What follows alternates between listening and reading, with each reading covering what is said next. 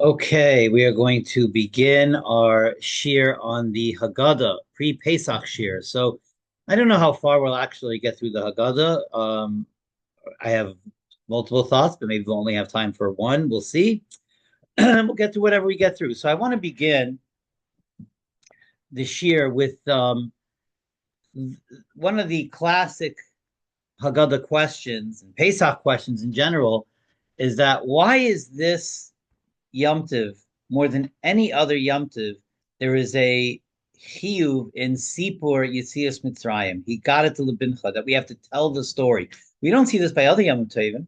We don't see this by Sukkot, right? We don't sit in our sukkah and tell the story that we were in the midbar and Hashem protected us from all the elements. No, we don't have to speak it. We live in the sukkah. We sit in the sukkah, and that itself is commemorating it. Same thing with Shavuos. We don't sit around Shavuos night and speak about all the details that took place by Matan Torah and relive the event. No, what do we do Shavuos night? We learn. We actually live the Yom Tov. And same thing on Sukkot. And the reality is same thing on Pesach as well. We eat the matzah, we eat the murr, we eat the korban Pesach, or today in Golos we eat the afikomen. We dip the murr in charesis, we dip the karpas in salt water. We relive the experience also. But on Pesach, we have an additional element that we have to tell. We have to retell the story. Sipur Yetzias Mitzrayim. And this is a fundamental obligation in the celebration of Pesach. Is he got it to Lebincha, retelling the story. And it's the only Yom Tov that's like that. And the question is why? Why is this the seaport of Yetzias Mitzrayim? Why is that so relevant to the celebration of Pesach? That's question number one, and that's the main question that I want to address at least initially. But one of the things that we see in the midrashim, the schusim that Klal Yisrael have, and it speaks about the merits, the schusim that they had when they left Mitzrayim. So different midrashim give different schusim. Some say in the Schus of Amuna we left Mitzrayim, the Amuna Pshuta that was still embedded within Klal Yisrael. But there's one common denominator in all the midrashim is that Shaloshina es Lashenam, V'Loshina es Shemam. That in the schus of them not changing their language, and in the schus of them not changing their names, in those they kept their Lashon HaKodesh, they kept their Jewish names. And in the schus of those two things, they were redeemed from Mitzrayim. And the question is, why those things? Like, what's the big deal if they would change their language? They were in Golos, they were in Mitzrayim. The Egyptians didn't speak Hebrew, so obviously they spoke to the Egyptians in Egyptian. Why is that? What's wrong with that? What does it even mean, Shaloshines Loshem? They certainly did speak Egypt to the Egyptians. Egyptians. They spoke the language of Egypt to the Egyptians. And Jews in Golis, today we speak to each other in English in America. Jews in France speak in French. So, and we don't seem to be that's any kind of sin or anything like that. So why is why is that so critical to Yetzias Mitzrayim that they didn't change their language and also changing their names? Why is that such a fundamental element of Yetzias Mitzrayim? That in that schus, Shalishines Loshenim, Shalishines Shmam, they were redeemed. So I want to share with you a thought from the Ma'or V'Shemesh. The Ma'or V'Shemesh, one of the great early Hasidic masters, he was a Talmud of Elimelech of Lizensk, who was a Talmud of the Maggid of Mizrich. So he really is one of the early great Hasidic masters.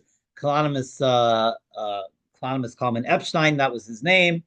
He was the great grandfather, the great grandfather, the Piazetzner Rebbe, who also shares that name, Kalonymus Kalman.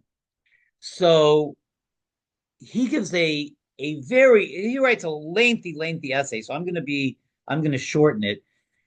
But basically, in order to understand these questions, why Sipur Yesias Mitzrayim? Why do we tell the story? Why Shalishina Slashenim? Why Shalishina Shmam? They didn't change their language, they didn't change their names. Why were these so important? In order to understand the answer to this, we have to examine the power of speech and the role that it plays. And again, the Moreh Shemesh gives a very long Kabbalistic explanation of the power of speech. I want to touch upon a few of the points that he brings, and maybe even a few that he doesn't bring there.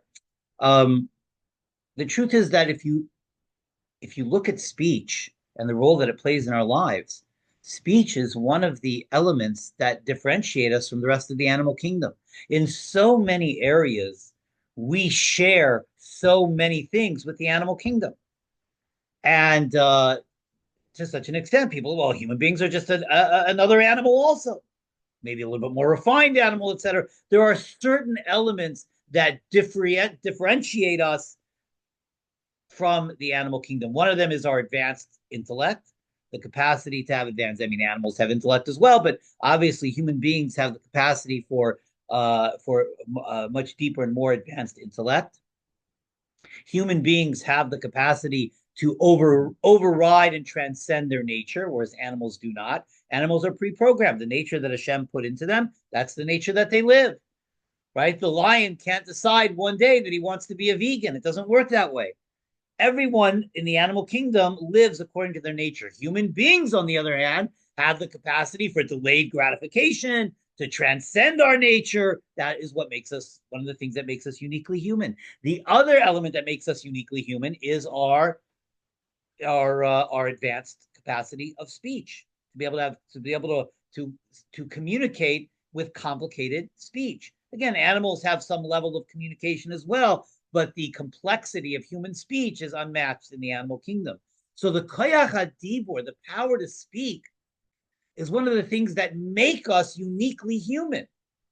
And therefore, those three elements, advanced intellect, capacity to transcend your nature, the complicated speech, these three elements that separate us from the animal kingdom are three elements that have incredible capacity for godliness. And so speech as well is one of those things that has incredible capacity for kedusha, and anything that has incredible capacity for kedusha has the opposite as well. Can have incredible capacity for the opposite of holiness, the opposite of kedusha, and so and speech is clearly in that category. One of the other unique elements of speech is that Hashem brought about all of creation through speech, right? Hashem said, "Let there be light," and there was light. The entire creation, with the exception of Adam Rishon's soul, which was brought about through Hashem's exhaling, everything else in the world was brought about through divine speech.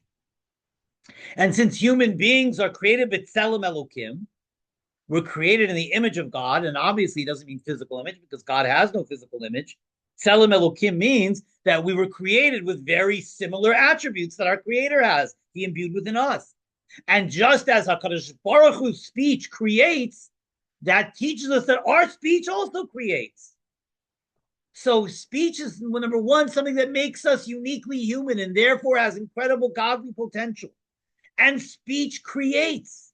It creates an energy. The question is what energy, positive, negative, it has the potential for both. But we shouldn't think that, like the old childhood adage, sticks and stones may break my bones, but words will never break. No, words create. Words actually create reality. Words have incredible potential to hurt on a deeper level than sticks and stones. Now, all words, when Hashem created, everything was created through a different combinations of the Hebrew letters. The Hebrew alphabet, according to Kabbalah, is the building blocks of creation. So, for example, if I had spiritual X-ray vision and I could look inside this table and see the soul of this table, I'll see Shin, Lamed, Ches, Nun. I'll see the Hebrew letter Shulchan, and they'll be pulsing with godly energy that's giving this table its existence. So all of creation is brought about through tzirufim, through various combinations of Hebrew letters, including other languages that we speak. Because again, everything was created, including other languages, from the Hebrew letters of the alphabet. They're the building blocks of creation. So that means other languages as well. The sounds that emerge from other languages are just sirufim, combinations of the letters of the Hebrew alphabet, of the aleph base. So, in addition to the letters creating everything that is brought about into existence, our names are also a formation of these letters, these Hebrew letters. And our names are much more than just a moniker that we identify ourselves by and that people utilize to call us. Our names, the Hebrew letters of our names, are actually the vessel for the neshama in the body. The neshama encloses itself in the letters of your name. So when parents name a child, you think you're naming after a Bubby or a Zaidi, but the reality is that's the Ruach HaKodesh that parents have. That they have the Ruach HaKodesh to understand that the Keli, the vessel for this child's neshama is Moshe, is Chaim Yankel, is Shmerel, whatever it may be. Those combination of letters are the Keli for that neshama. So now, when we speak those letters, when we speak Hebrew letters, when we are in any language, we're speaking a combination of Hebrew letters. So everything that we speak, and this is the potency of our of human speech, everything that every word that we speak, every combination of letters that we speak, every thought that we speak, every time we communicate, we using those letters, the power to speak is a soul power. It's a power that comes from the soul. Just like the power to see, the power to hear, etc. When the soul leaves the body's exactly the same. The tongue is still there, the teeth are still there, the mouth is still there, but the body can no longer speak. It's a soul power. So therefore, every time I speak, it affects my soul. But even deeper than that, it actually affects the vessel, the letters, because the letters of speech affect the letters of my name, affect the keli, the vessel for my soul.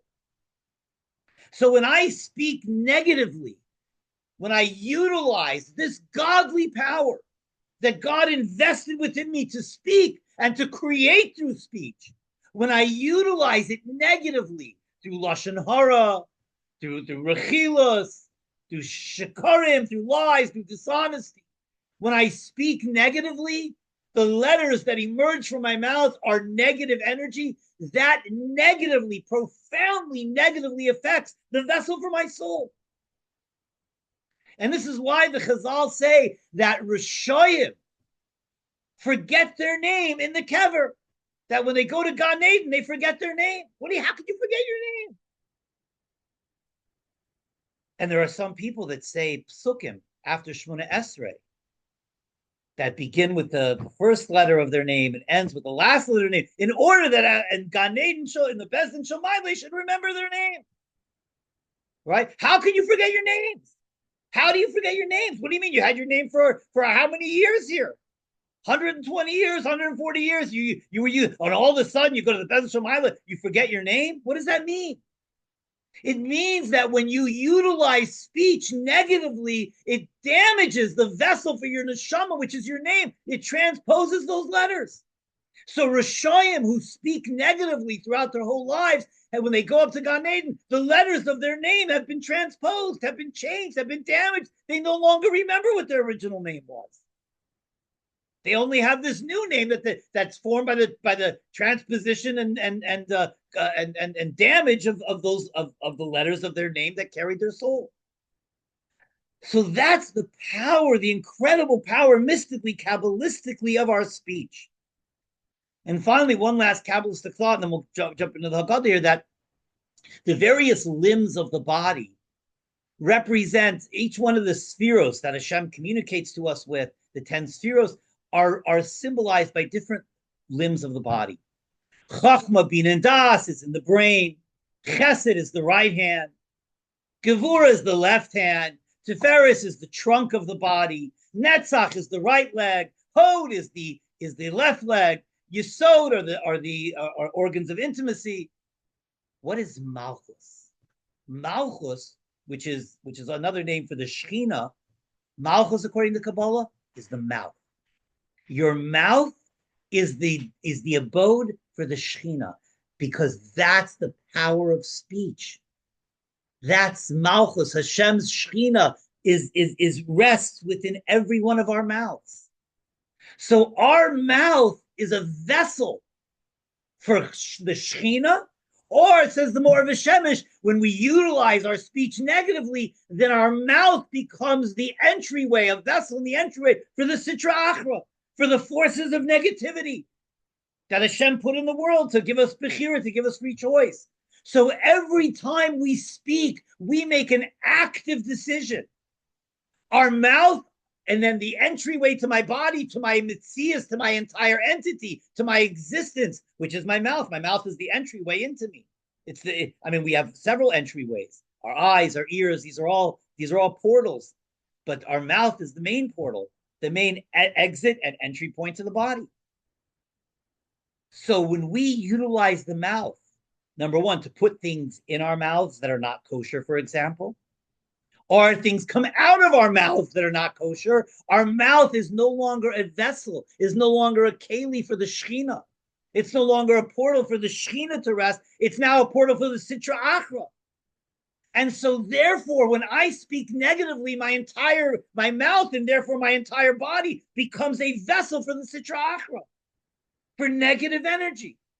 And that's the energy that I bring into my home, that profoundly affects my children. Because our children are intrinsically connected to us.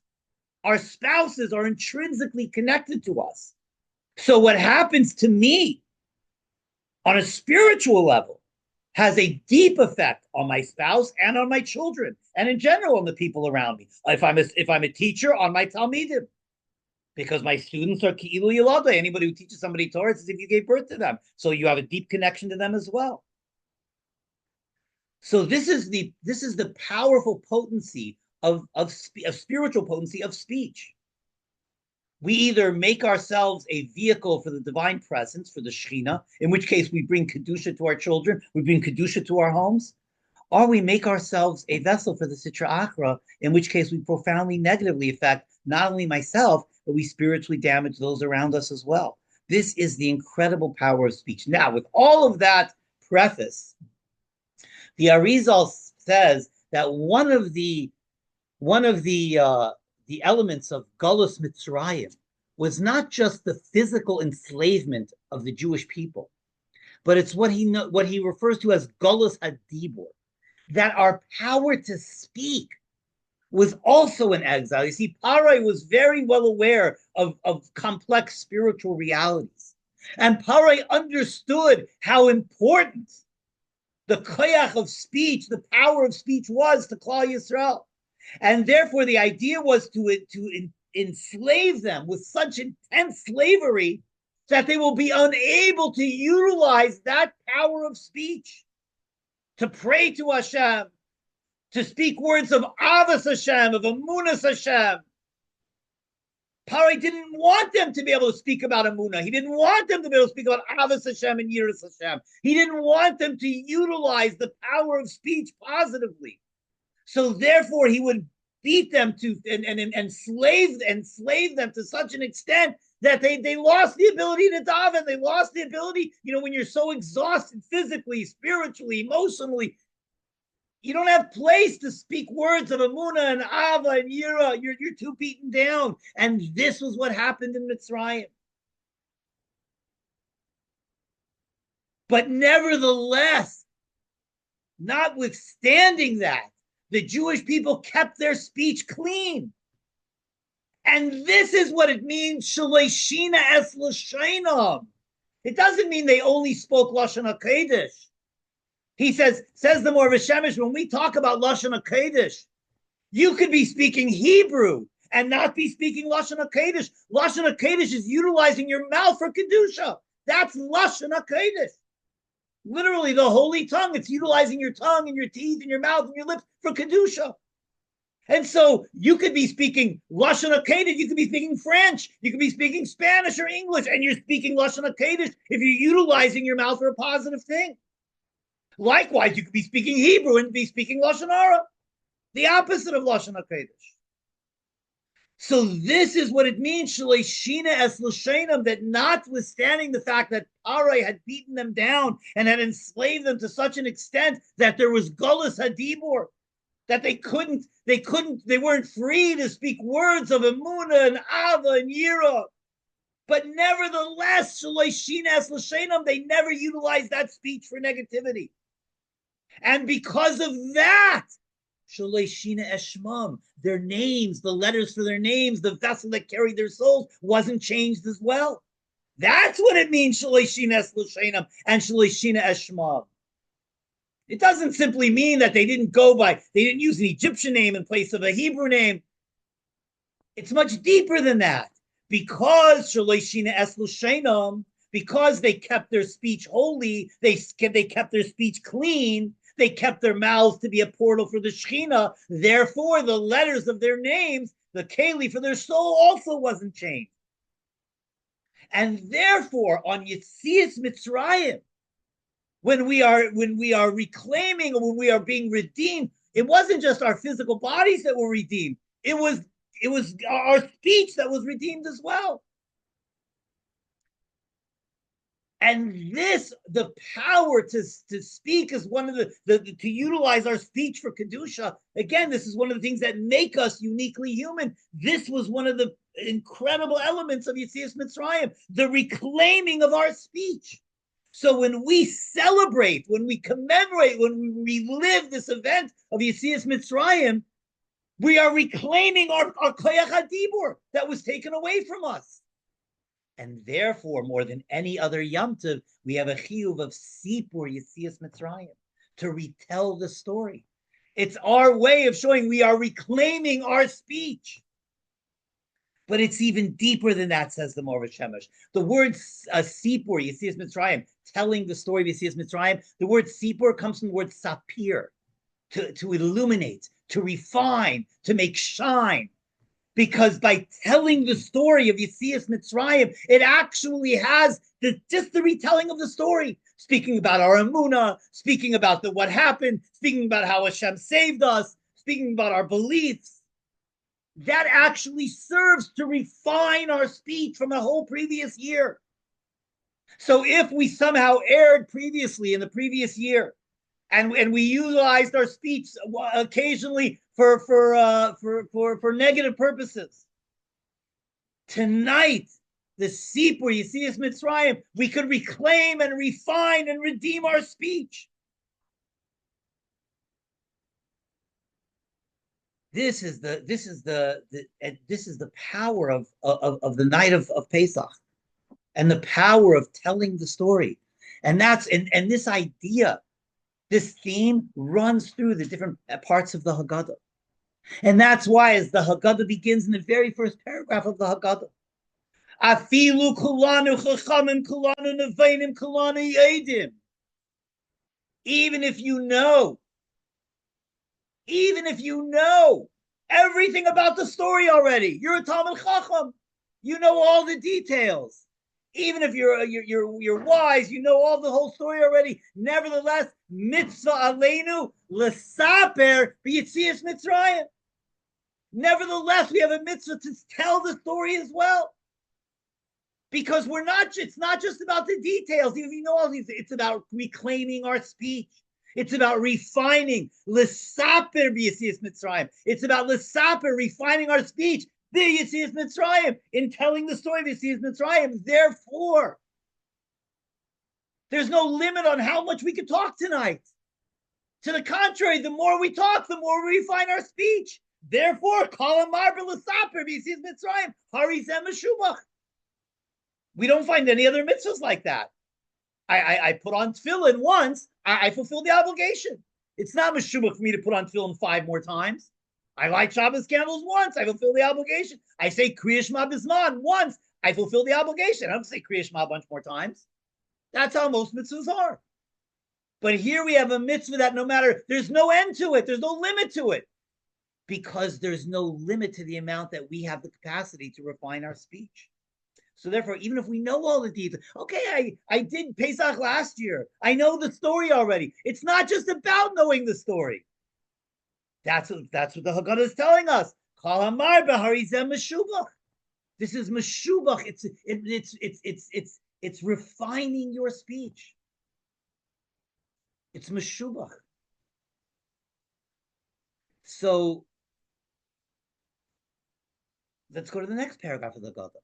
The next paragraph of the Haggadah, the famous story in Bnei Brak, where all the great Talmid, the Tanoim, Rabbi Eliezer, Rabbi Yeshua, Rabbi Elazar ben Azari, Rabbi Akiva, Rabbi Tarfon, all the great Tanoim were sitting around, and what were they doing? They were Mesaper b'Yetzias Mitzrayim. They were doing it the entire night, utilizing. Now they knew the stories. These were the great Tanoim. These are the greatest teachers Klal Yisrael ever had. They knew all the details already. But they didn't limit themselves. They spoke and they spoke and they spoke. Why? To refine their koyach hadibur, to reclaim and refine their speech. And it had such a profound effect on them. Such a profound refining effect on them that it affected their children. Who were their children? Their Talmidim. The Talmidim were like their children. So through them refining their own speech, through telling the story of Yetzias Mitzrayim a whole night, their children, their Talmidim felt the Kedusha. They felt the Kedusha. They were permeated by the Kedusha to such an extent that they had an immediate yearning to accept the El Malchus Shemayim, to accept the yoke of heaven. How do we accept the yoke of heaven? Shema Yisrael Hashem Elokeinu Hashem Echad. Kriya Shema is our accepting the yoke of heaven. So this is the story. The Talmidim were so refining their speech, were so engaged in the story of Yetzias, in the story of Sipur Yetzias Mitzrayim, that to such an extent, Shabal Talmideim, their Talmidim, their students were so deeply permeated by this Kedusha until they said, Hagizman Kriya Shema. It wasn't actually the Zman of Kriya Shema, but these Tanoim with great tzaddikim would miss the Zman of Kriya Shema, mitzvah deraisa? Of course not. It was probably still the night, but they felt the yearning to proclaim the El Malchus Shemayim, to accept the yoke of heaven by saying Shema through the speech of their Talmidim. And that's the second paragraph of the Haggadah. That speech doesn't only affect you, it affects those who are connected to you to such an extent that your Talmidim will have a spiritual yearning to be Makabel El Malchus Shemayim by saying Kriya Shema from your Sipur Yetzias Mitzrayim. And how much more so your actual physical children. And then we go to the story of the four sons. And three of the four sons, the underlying theme here is Dibur, is speech. Chacham Mahu Emer. What does the Chacham say? The Chacham says, Ma Eidus Achukum Mishpatim Asher Tziva Hashem Elokeinu Eschem. What are these Eidus and the Chukim and the Mishpatim that Hashem has commanded us? And we answer the Chacham, Ein Maftirim Achar Pesach Afikomen. Right. So, and we answer him, Ein Maftirim Achar Pesach Afikomen. We don't eat after the Afikomen. Number one, how does that answer the Chacham? But what's the Chacham's real question? What is all this that Hashem has commanded you? So what the Chacham is asking is, we're actually we're reliving Yetzias Mitzrayim. We have all these chukim, all these mishpatim, all these laws. We're eating the matzah, we're eating the moror, we're dipping the karpas in the salt water, we're dipping the moror in the charesis. So if I have the chukim and the mishpatim, why do I need the oral adius? Why do I need the oral testimony? Why do I have to give oral testimony? Why do I have to tell the Sipur Yetzias Mitzrayim when I already have when we already have the Chukim and Mishpatim? We're actually physically doing the mitzvahs. Why do I have to tell the story? I don't have to tell the story of matzahs. I'm eating the matzahs. So why do I have to have the edus? This is what the Chacham is asking. And what do we answer the Chacham? We answer him, we don't ein maftirim achar Pesach afikomen. We don't eat after the Pesach afikomen. How does that answer his question? He's asking, why do I need the edus if I already have the mishpatim? Why do I need the oral testimony? Why do I have to speak the story of Yetzias Mitzrayim if I'm actually reliving it? and we tell them, don't eat after the Pesach Afikomen. Why don't we eat after the Pesach Afikomen? What's the reason why the Afikomen is the last thing that we're allowed to eat on Pesach night? Because the Afikomen is in place of the Korban Pesach. And the Korban Pesach, the halacha is, it has to be the last thing that we eat. Why? So that the taste of the Korban Pesach will remain with us. It won't become nullified. It'll remain with us. We'll take it with us. If we take the taste of the Korban Pesach with us, we'll take the spirituality of the Korban Pesach. We'll remember it as well. So this is exactly the answer to the Chacham. You know why we speak? Because when we, even though we're eating the matzah, we're eating the mar, we're doing the dippings, we're actually reliving the Seder, but we also have to speak the story. Why? Because when we speak, for the same reason why we don't eat after the Afikomen, when we speak something, it remains with us much longer than if we just do the actions. Because our speech creates. Our speech creates Kedusha. Our speech creates reality. Our speech creates the incredible godly revelations that come down on this night. The vessel for all of them is our speech. So our speech is what empowers us to not just do the Seder, but live with the Seder beyond, even after the Seder is over. For exactly the same reason why we don't eat after the Afikomen and we don't eat after Korban Pesach, so the Korban Pesach stays with us long after the Seder is over. That's the answer to the Chacham. And then the Rasha says, Ma Veda Hazeis Lechem. Why, again, the Rasha is asking the same, a different question, but similar question. Ma Veda. Why all this talk? Why all this talk? This dinner is taking hours. I'm hungry. I want to eat. Ma Veda Hazeis Lechem. Why do we have to have all this talk? And what do we tell him? It was ba'avur zeh. It was because of this talking. It was because of this speech. It was in order to reclaim our speech. Ba'avur zeh asa Hashem li b'tzeisim Mitzrayim. This was the whole point of Yetzias Mitzrayim. It wasn't just to redeem our bodies, that we would physically no longer be enslaved by Parai. It was ba'avur zeh. It was to reclaim our speech. So that's the answer to the Rasha. That's ma'aveda hazeis lechem. Why do we have to go through the whole Aveda, this whole long, laborious dibur and retelling the story? Why do we have to do this every year? Because it was the Avur Zeh. Redeeming our speech was the whole point of Yetzias Mitzrayim. And then the She'eni Yedei Elisha. The She'eni Yedei Elisha, what does it say? He doesn't know how to ask. He doesn't even know how to ask. But She'eni Yedei Elisha could also mean he doesn't know how to borrow. Because, and I mentioned this last year as well, so I'm not going to go over it in tremendous detail because I want to bring new things this year. But last year we mentioned that there's 3 levels of Amunah, 3 levels of faith.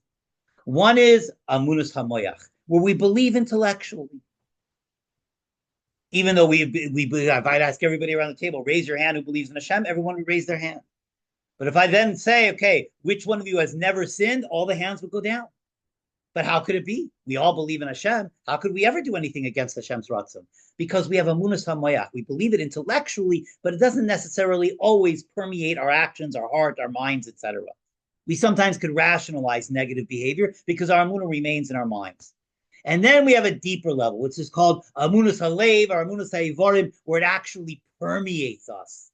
The Amunah is not just intellectual. Like the Gemara gives the example of the Ganav, before he breaks into the house, he davens to Hashem. What do you mean? He's davening to Hashem. He believes in Hashem, and yet he's breaking into the house. He has Amunus Hamoyach, but it hasn't permeated his limbs. But then the next level is Amunus Halev, Amunus Ha'ivorim, where it actually permeates our limbs. Where actually our limbs are permeated with the desire to do the Ratzon Hashem. Our behavior is changed from our Amunah. And then we go backwards. Then we have a level of Amunah that is neither. The person who, he doesn't even, usually this is somebody who's gone through difficulties, painful situations in life that have made his or her Amunah difficult to have. So he doesn't even have Amunah Samoyach. He doesn't even intellectually believe. Certainly he doesn't have Amunah Halev. But so what does somebody do? They've gone through difficulties in life. Are they struggling with their Amunah? What can they do? They can borrow the Amunah. In other words, it's called Amunah Sifasai. You could speak words of Amunah, even if you don't yet believe it. Even if it hasn't yet permeated your intellect. but you can at least speak the words of Amunah. The person who wants to have Amunah, but he doesn't know how, speak words of Amunah. And that's how you could borrow it. You could borrow Amunah by speaking words of Amunah, even if it's not yours. But eventually, if you speak the words, what we speak creates reality. And this is what I mentioned last year. David HaMelech says, and we say in Tehillim, Ha'amanti ki adaber. Ha'amanti ki adaber. I believe ki adaber, that which I speak. I believe that which I speak. My words of Amunah actually permeate me. So this is what we say to the She'ena de Elisha, to the one who doesn't even know how to ask, or he doesn't even know how to borrow his Amunah. We help him. How do we help him?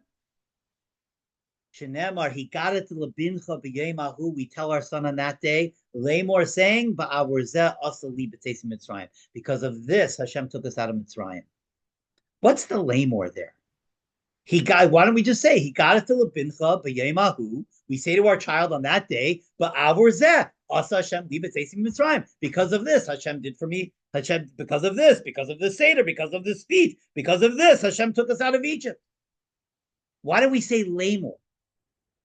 He got it to Labincha b'yemahu Lamor. We know that Lamor is extra, but no, that Lamor is the whole point. He got it to Labincha b'yemahu. You know what we tell our child who needs to borrow Amunah? You know what we tell the one who doesn't even have Amunah Samoyach? We tell him, he got it to Labincha b'yemahu. We say to our sons in that day, Lamor, say these words. At least speak the words of Amunah. Lamor, tell the story. And by telling the story, eventually your speech will create that reality and the Amunah will become yours. So all through the Haggadah, the theme is this, underlying theme is speech. And that's why towards the end of Magid, Rabbi Gamliel says, whoever doesn't speak about three things doesn't fulfill their obligation. What do you mean? We ate the Korban Pesach, we ate the matzah, we ate the mor, and Rabbi Gamliel is telling us, notwithstanding the fact that we did all of the mitzvahs, we have not fulfilled our obligation until we speak about those three things. So the entire theme of underlying so many parts of the Haggadah is the power of our speech. Sipur Yetzias Mitzrayim. Because tonight we are reclaiming that which Pari took away from us. Pari took away our ability to speak words of Kedusha. We are reclaiming that speech because we recognize that a critical element of what it means to be a human being, to be a Jew, is the way that we speak. And so tonight has a powerful night on Pesach night.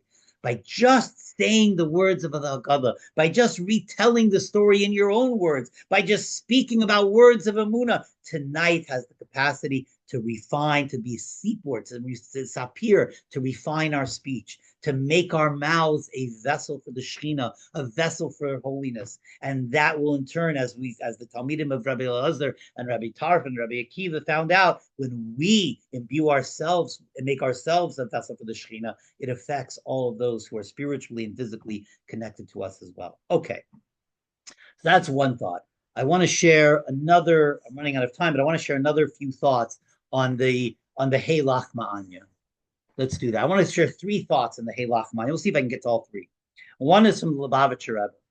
One is from the Maisa Hashem, who was a Rabbi Eliezer of Worms, Rabbi Eliezer Ashkenazi, a 16th century Polish rabbi, and the other is from the Nesiv Shalom. So let's see if I can get to all three really quickly. So the Seder begins, the Magid section begins, Heilach Ma'anya, okay? And this is, every Haggadah has lots of questions on the Heilach Ma'anya. But this is the beginning of Magid, but it doesn't seem to be the beginning of the retelling of the redemption at all. The retelling of the story begins with the Manishtana and then the answers of Adim Hayinu. So, but yet Heilach Ma'anya begins the Magid section. And not only does it not speak about the redemption at all, there's three seemingly totally independent clauses here. First clause is Heilach Ma'anya de'chalu avasana ba'aretz Mitzrayim. This is the lechem oni. This is the bread of affliction that our ancestors ate in Egypt. That's clause number one. Clause number two, seemingly totally separate. Called Dichben Yesav Yechel. Whoever is hungry, come and eat. Called Ditzrich Yesav Yifsach. Whoever is needy to have the Pesach Seder, let him come and have the Pesach Seder here. That's the second clause. Then the third clause, again, seemingly independent. Hashatahacha l'shana haba ba'arad Yisrael. Now we're here next year in Israel. Hashata Abdin l'shana haba b'nei chayrin. Now we're here next year. Now we're slaves. Next year we'll be free. What's the connection of these three clauses, and why are they here at this part of the Seder? So I want to share with you an idea of Lubavitcher Rebbe. Lubavitcher Rebbe asks a fantastic question. He says this Heilach Manya is so critical. It answers a question that is so important that if we don't answer this question, it would be a question that we'd all have the question on: is there any relevance to the Seder at all?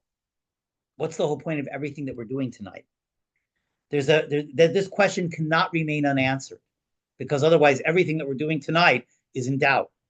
So what is this question?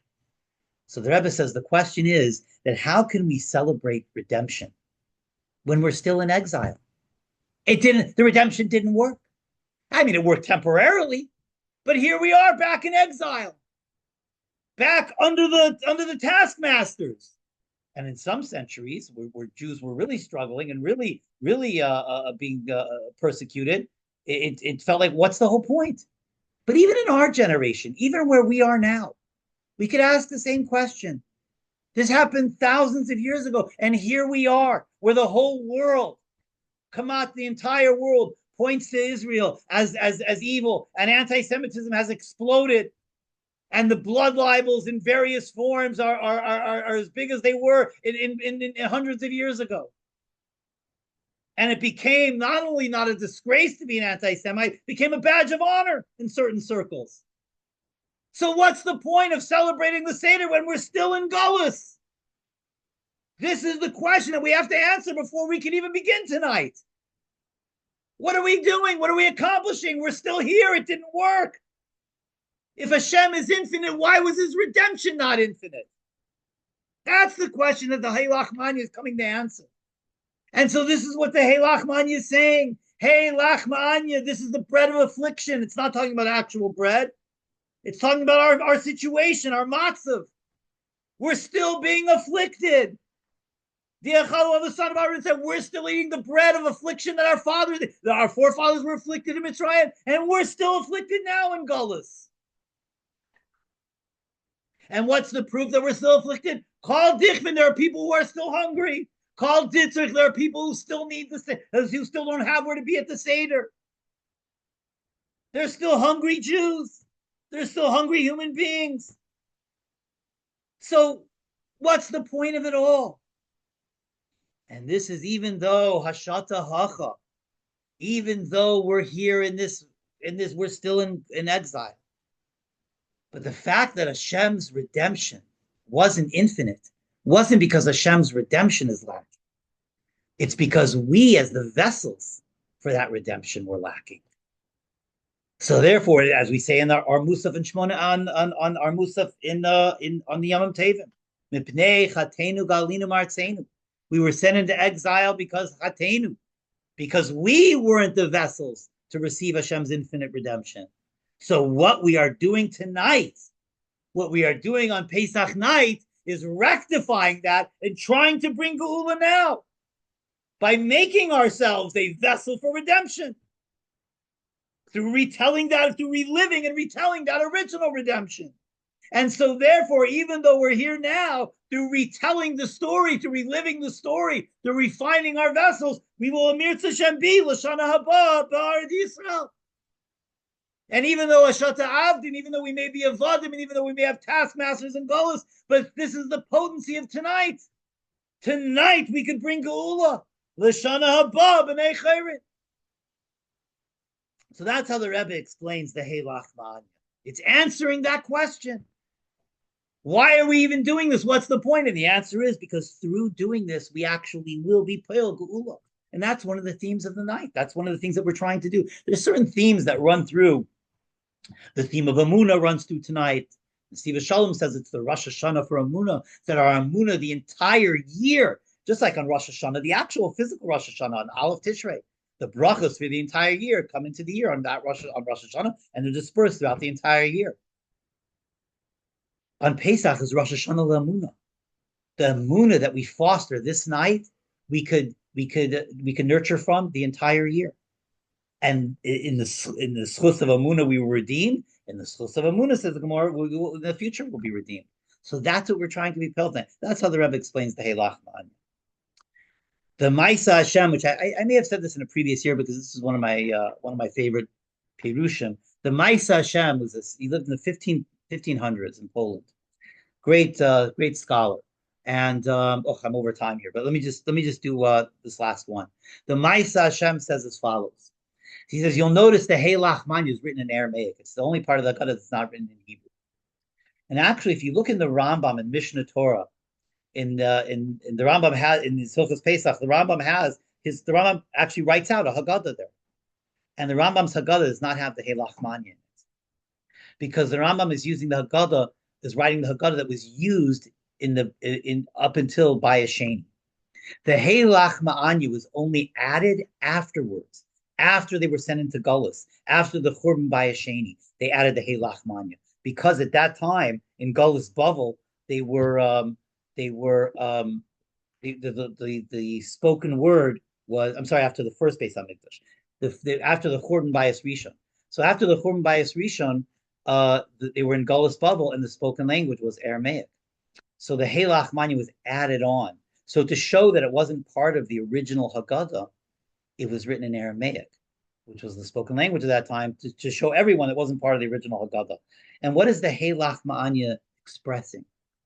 So the Heilach Manya was, again, it was added on by those who last year were in the Beis Hamikdash. Last year, they actually had Pesach in the Beis Hamikdash with the actual Korban Pesach. It's a whole different experience, obviously. You know, if a Jew who lived in the times of the Beis Hamikdash would come now and see how we practice Judaism, so much it would be foreign to him. Likewise for us, if we would somehow be transposed in time to the times when we were in the Beis Hamikdash, it was such a different Judaism. The practice was so different in so many ways. So can you imagine, like for us, we don't know any different, but can you imagine a Jew who last year was in the Beis Hamikdash and celebrated Pesach in the Beis Hamikdash with everything that entails, with the Korban Pesach, with signing up for the because everybody had to sign up months in advance. You had to sign up. Every family had to be assigned to a Korban Pesach. Sometimes it'd be one Korban for 100 families. And you had to be pre-assigned. You couldn't just change and decide on the night of Pesach, I want to go here, I want to go there. No, you had to be pre-registered. Every family had to be pre-registered to a Korban Pesach. And now in Gullus, it's in exile in Gullus Bavel, it was you can go wherever you want. It was obviously the first Pesach. We can only imagine the first Pesach after the Churban. What a devastating spiritual experience that must have been for those who lived Korban Pesach in the Beis Hamikdash. That's what the Heilach Manya is expressing. And so says the Ma'is Hashem, read it as follows. Heilach Ma'anya. Lachem doesn't mean the bread of affliction. Lechem in Tanakh is often used as a suda, a meal. Heilach Manya, this meal that we're partaking in Pesach night, this is a lachma anya. This is a meal of affliction. This is an impoverished meal, spiritually impoverished.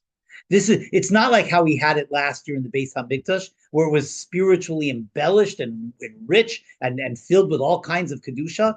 No, now in Gullus, Heilach Manya, we're impoverished. Our meal that we're doing now, Pesach night, this is like the meal that our forefathers had in Mitzrayim. This is the meal of Gullus. And therefore, they continue the lament. The whole beginning of the Heilach Manya is a lamentation. This meal is a spiritually impoverished meal that our forefathers ate in Mitzrayim. It's not like we had last year in the Beis Hamikdash. And therefore, this year, called Dichven Yesav Yechel. If you're hungry tonight, you can go anywhere. This is part of the lamentation. Before and previously, you had to be registered. You could only go where you were registered for the Korban Pesach. But now, called Ditzrich Esav Yisach. Whoever wants could have the Pesach wherever they want. So the first two clauses are the lamentation of how horrible this Suda is compared to how it was last year. But nevertheless, we have absolute Amunah, notwithstanding that our Beis HaMikdash was destroyed, notwithstanding that we're not able to celebrate Pesach as a Jew is meant to celebrate Pesach in the Beis HaMikdash in Yerushalayim with the Korban Pesach, notwithstanding that we're in a Heilach Ma'anya, we're in an impoverished meal. And the proof of that is that called Yitzchak, anyone could come and join and take part in my Korban Pesach, take part in my Afi Komen. I don't even have the Korban Pesach. But nevertheless, we have absolute Amunah and absolute belief that tonight we can make a change. And even though Ashata Hacha, even though we're here, says the Ma'aseh Shem, concludes the Heilach Manya, we have absolute Amunah. L'shana haba ba'aret Yisrael. Ashata Avdin, nevertheless, we have absolute Amunah. L'shana haba b'nei Chayrin. That our Amunah and that our Sipur Yetzias Mitzrayim will actually affect the movement.